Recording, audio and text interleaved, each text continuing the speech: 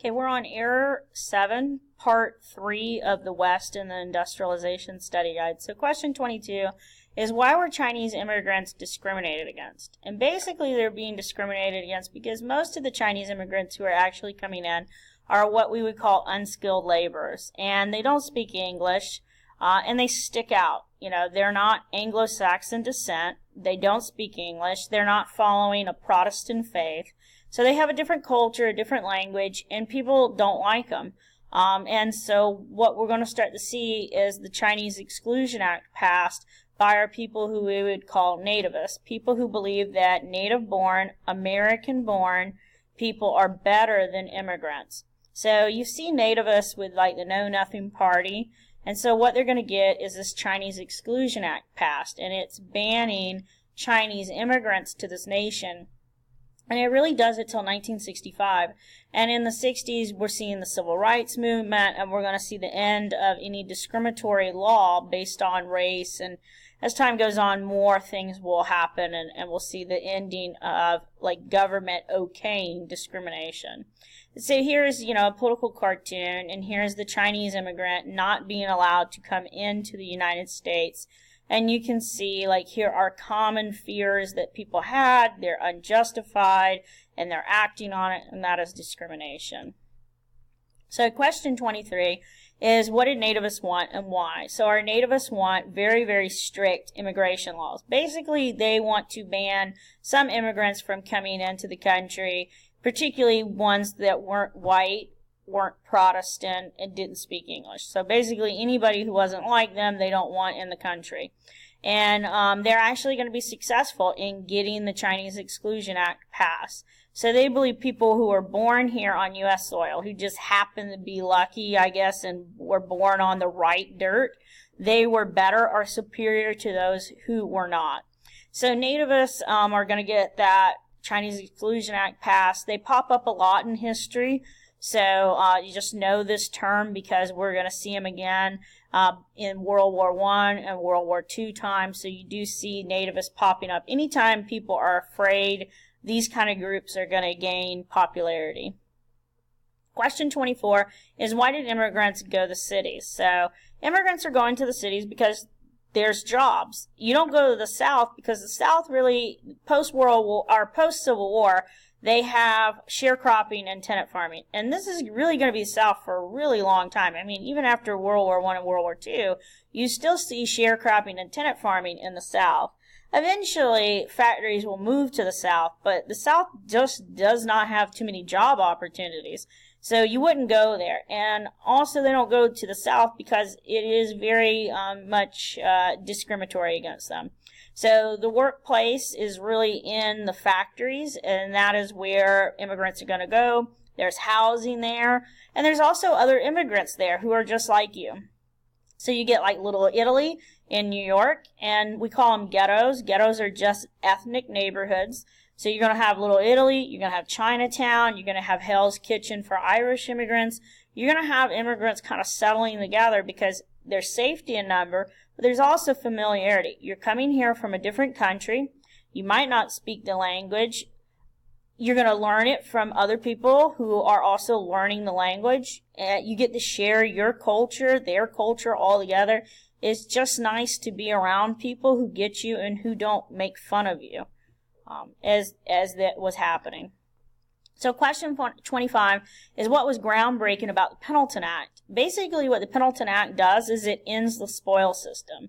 So a long time ago, we talked about, in American One, you guys talked about Andrew Jackson.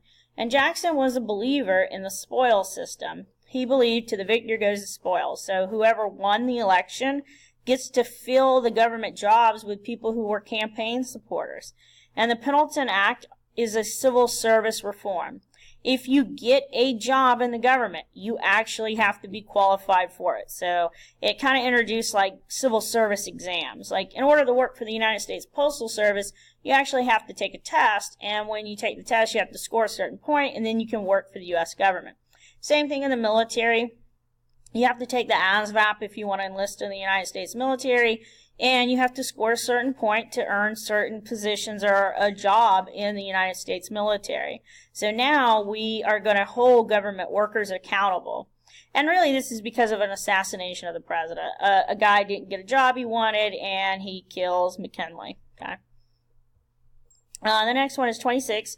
What is social Darwinism? And social Darwinism is that belief of evolution. Darwin's theory has come out, the survival of the fittest, and people apply it to the business world. So the belief of evolution applied to the business world. The strongest survive. And capitalists, in their opinion, were smarter, stronger, and better suited for the business world than their workers. So Carnegie, Rockefeller, Gould, Frisk, all those guys, they felt that they were smarter because they got to where they were. They were stronger. They were willing to make the cuts that they needed to make. They were more, I guess, vicious.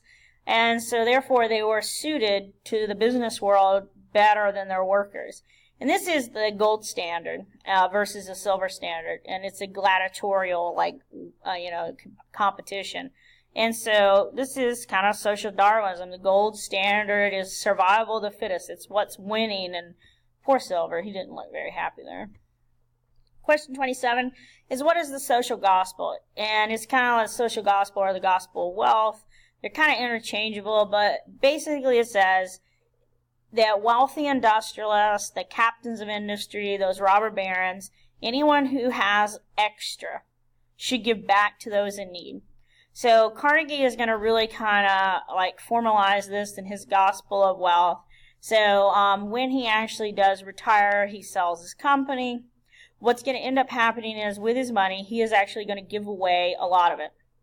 He's going to build libraries, music halls, museums, and he is doing that so that everyone can actually go and better themselves. So those terrible working conditions, low pay, and long hours, don't worry, they're going to give people culture, which you probably don't have time to go to because you're working poor, so you don't really have any time off.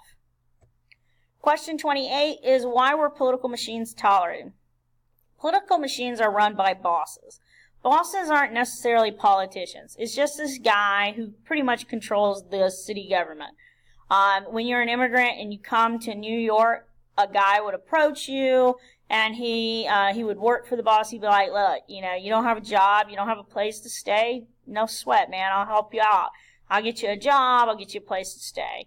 I even give you some money. And in exchange for that is, when you become a U.S. citizen, your job is to vote the way that guy who offered you all those things tells you to vote. And they did this for poor people as well. So you would vote for their person. This is actually why a secret ballot is going to have to get passed. So they could check to see if you actually voted for their guy.